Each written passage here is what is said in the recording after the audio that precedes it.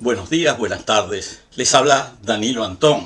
Estoy presentando nuevamente el canal Mitos y Verdades, compartiendo el video número 456 titulado Toda la historia de Montevideo en menos de 15 minutos. ¿Cómo se llama ese monte?, le preguntó el marino al lenguaraz tupí que lo acompañaba. El tupí pensó que en realidad no sabía cómo se llamaba. Él era oriundo de otros territorios bastante retirados y no tenía idea de cómo se llamaría ese pequeño.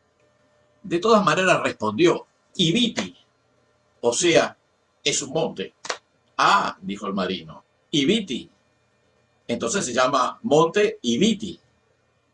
Y escribió el nombre en su cuaderno de bitácora. Monte Ibiti, o mejor, Monteviti.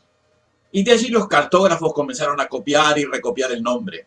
Y como solía suceder, dando lugar a una sucesión de pequeños cambios ortográficos que con el tiempo pasaron a ser también cambios fonéticos para adaptarlo mejor al idioma de los castellanos. Primero fue Monteviti, luego Montevidi, y más tarde se fijó lingüísticamente en una forma más fácilmente pronunciable, Montevideo. Y todo se inició con una traducción del lenguaraz tupí que no sabía cómo se llamaba el cerro, dijo simplemente cerro en su lengua, que era el tupí guaraní. Como decía, ese era el nombre del pequeño cerro de 140 metros, que a pesar de su limitada altitud, sobresalía claramente en un paisaje de suaves lomas que no excedían los 30 o 40 metros. Casualmente ese cerro estaba al lado de una bahía relativamente profunda. Allí se detenían los buques que arribaban al sur de América, y esa bahía fue denominada con el mismo nombre del cerro, la Bahía de Montevideo. Cuando los españoles decidieron fundar una población a orillas de esa bahía tan conveniente, no lo hicieron en la falda de ese cerro característico, sino en una península en la orilla opuesta que se adaptaba mejor para anclar las emociones y tenía más facilidades de futuro amurallamiento para ser protegida de los enemigos, que en esa época eran varios: Portugal, Francia e Inglaterra. Esa población, que como decíamos se estableció en la orilla opuesta al mencionado cerro, también recibió el nombre de Montevideo. Se le agregó su respectiva denominación onomástica. Al estilo español de la época, la adjudicaron a dos santos católicos, San Felipe y Santiago, y así oficialmente la población pasó a llamarse San Felipe y Santiago de Montevideo. Con el paso de los años, los santos se fueron extinguiendo de la toponimia, que quedó circunscripta a Montevideo a secas. Mucho antes, cuando Montevideo no existía, allá por el año 1530, había llegado al lugar un navegante portugués llamado Pero López de Sousa, que formaba parte de una armada de 5 naves y 400 hombres, que había salido 10 meses antes de Lisboa y era capitaneada por su hermano Alfonso de Sousa. Como a otros visitantes anteriores, le llamó la atención el pequeño cerro aislado en el paisaje, y ya que estaba para afirmar la soberanía portuguesa, que nunca se concretó al final, le puso nombre, Monte de San Pedro. Llegado al lugar, aprovechó la bahía para refugiarse y desembarcar en la falda de ese cerro identificatorio. Como lo harían muchos otros en tiempos ulteriores, subió a la cima y observó el paisaje desde arriba. Sus comentarios fueron muy laudatorios. Subí con toda la gente a la cumbre del monte de San Pedro, desde donde veíamos campos hasta donde alcanzaba la vista, tan llanos como la palma de la mano, y muchos ríos arbolados a lo largo de ellos. No se puede describir la hermosura de esta tierra. Son tantos los venados, gacelas, avestruces y otras alimañas del tamaño de potros recién nacidos y de su aspecto, que el campo está todo cubierto de esta caza. Nunca vi en Portugal tantas ovejas ni cabras como venados en esta tierra. Se trataba de una bahía en las costas de un estuario que hoy llamamos Río de la Plata. La bahía, que era la única entrante costera de importancia de las costas platenses, tenía una abundante fauna de peces, aves y otros varios animales acuáticos, y estuvo poblada por siglos, tal vez milenios, por pueblos de pescadores y canoeros que más tarde fueron denominados charrúas y minuanes. Cuando llegaron los españoles y los portugueses en el siglo XVI a las regiones del sur del continente, consideraron que esa bahía, la única de dimensiones considerables en el estuario, podía albergar un buen puerto de abrigo para sus naves. La población que se estableció en esa bahía recién fue fundada 2 siglos después del descubrimiento por los europeos, y lo fue por orden de la propia corona española, y a pesar de la oposición de los comerciantes de Buenos Aires y del propio gobernador, llamado Bruno Mauricio de Zavala.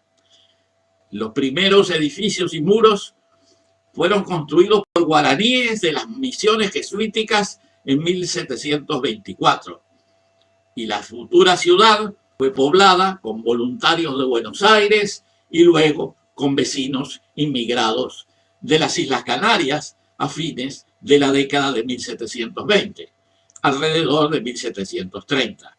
El pequeño pueblo, que al principio era un puerto de reaprovisionamiento de las naves y tenía propósitos de defensa frente a los posibles ataques de la marina portuguesa, se desarrolló como puerto comercial, además de militar, a partir de la apertura al comercio internacional de los puertos del Imperio Español en 1778. Ya a comienzos del siglo XIX, en el año 1800, la actividad portuaria de Montevideo, cuya población ascendía a poco más de 30.000 habitantes, era muy superior a la de la propia capital virreinal, que tenía 4 veces más habitantes. Cuando la ciudad de Buenos Aires fue ocupada por tropas inglesas en 1806, fue desde Montevideo que se organizó y concretó la reconquista por los españoles. Como represalia, las fuerzas británicas atacaron y dominaron a Montevideo, que permaneció ocupada por los ingleses por casi un año, hasta que estas fuerzas se retiraron, dejando gran cantidad de mercaderías en la ciudad. El gobierno virreinal de Buenos Aires ordenó el envío de estas mercaderías a la ciudad de Buenos Aires, cosa que el gobernador de Montevideo rechazó, provocándose un enfrentamiento entre las 2 ciudades que quedaría como un primer antecedente de futuros conflictos. Cuando la Junta formada en Buenos Aires decidió separarse de la monarquía española el 25 de mayo de 1810, durante la ocupación napoleónica de la península, los españoles montevideanos no aceptaron dicha separación, rebelándose contra la autoridad bonaerense. Sin embargo, en el interior de la banda oriental se generó un movimiento rebelde acaudillado por un montevideano llamado José Artigas, que finalmente resultó en la ocupación de la ciudad por las tropas de las Provincias Unidas primero y por el ejército oriental a partir de 1815. Esta situación duró apenas 2 años, debido a la invasión portuguesa del territorio, que culminó en la ocupación lusitana de Montevideo en el año 1817. Durante los siguientes 11 años, Montevideo estuvo bajo control portugués y brasilero cuando este estado declaró su independencia en 1822. La desocupación de Montevideo por el Imperio de Brasil tuvo lugar luego de firmada la Convención Preliminar de Paz de 1828, en la que se decidió acordar la independencia de la provincia, que pasaría a ser denominada Estado Oriental del Uruguay, con capital en Montevideo, y que juraría su nueva constitución en 1830. En ese momento, la ciudad tenía unos 25.000 habitantes. Al concretarse la independencia, Montevideo, como capital del Estado Oriental, tendría una expansión demográfica acelerada, solo limitada por los conflictos civiles que se desarrollaron en las 2 décadas siguientes, en particular la llamada Guerra Grande, donde Montevideo permaneció aislada del interior del país por casi una década. Al fin de dicha guerra, a partir de 1852, comenzó una importante corriente migratoria que resultó en un fuerte incremento demográfico, llevando la población a 60.000 habitantes en 1860. En gran medida, la evolución de la población montevideana y del Uruguay, en general, estuvo relacionada con la situación en el continente europeo y en menor medida en el Medio Oriente. En primer lugar, las guerras empujaron mucha gente a emigrar a América, sobre todo de Francia, Italia y España. La desocupación, sobre todo rural, en España e Italia, atrajeron numerosas personas y familias de las regiones menos desarrolladas de la península, como el noroeste gallego, leonés y asturiano, y también del sur de Italia, Nápoles, Sicilia y Calabria. Mientras tanto, se desarrollaban las actividades ganaderas, se introducían los ovinos, se creaban nuevos aladeros, se instalaban los alambrados, se creaba una red ferroviaria y a partir de 1890 comenzaron a instalarse los primeros frigoríficos en la ciudad. Debido a ello se creaban fuentes de trabajo que atrajeron inmigrantes de otros países europeos, como Lituania, Rusia y Polonia, que en gran medida se establecieron en lo que se llamó Villa Cosmópolis, hoy llamada Villa del Cerro. Debido a estos aportes, la población de la ciudad llegó a los 300.000 habitantes en el año 1900. La prosperidad económica coincidió con la derrota de la última rebelión civil, sobre todo de origen rural, en 1904, y con la instalación del gobierno estatista y socializante de José Valle y Ordóñez. En las siguientes 2 décadas se desarrollaron las grandes obras, como el puerto de Montevideo, la Rambla Sur, el Palacio Legislativo, la Diagonal Agraciada y en 1930 el Estadio Centenario. En ese año la población era de 600.000 habitantes. La dictadura de la coalición ribero-herrerista de Gabriel Terra, que se estableció en 1933, y la Guerra Mundial, enlentecieron el desarrollo de Montevideo, que solo se reinició a partir de 1945 y en los primeros años de la década de 1950, con el gobierno municipal de Germán Barbato, que se caracterizó por múltiples obras innovativas realizadas o planeadas. Al final de la década de 1950, la población era aproximadamente 1.200.000 personas. El cambio de gobierno de 1959 volvió a disminuir el ritmo industrial y comercial de la ciudad, que recién se reiniciaría luego de terminada la dictadura militar en 1985, y más particularmente con el gobierno departamental de Tabaré Vázquez, donde se implementaron los centros comunales zonales y la peatonización de la Ciudad Vieja. Este gobierno departamental se continuó con la intendencia de Mariano Arana y algunos años más tarde con la creación de los municipios montevideanos en el primer gobierno nacional de Tabaré Vázquez y otras numerosas obras trascendentes como la Antera Arena y la unidad agroalimentaria.